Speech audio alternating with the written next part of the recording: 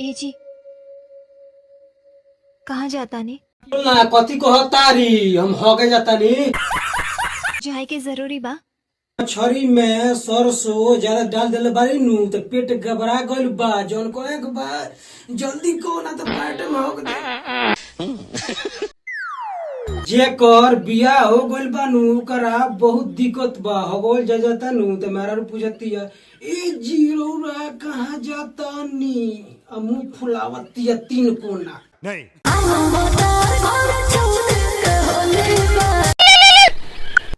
Hello hello. हाँ उठलाई लगा के रेडी रहो बैग में कपड़ा धरतानी।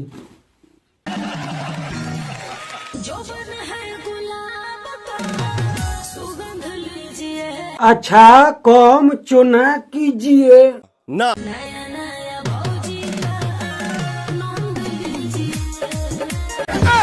हे तोरी के कौन डांस है? मैं कौन हूँ? तू मुर्गा है। कोई मुझे बताएगा कि मैं कौन हूँ? यह भाई सोशल मीडिया पर बहुत वायरल है, शॉर्ट वीडियो बनाता है।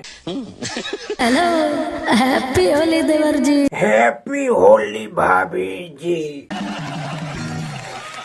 केहू डरवा होता, केहू कुछ कहता तो वो बोली। यह गाना पवन सिंह के ऊपर बना है ना। होली में पगलाइल बारू तो हम का करी। किस कलर की चड्डी?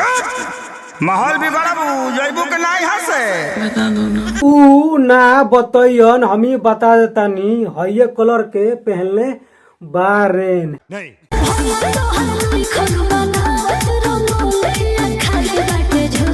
भैया घरे नैखन तो ओइसे एतना उमकत बारू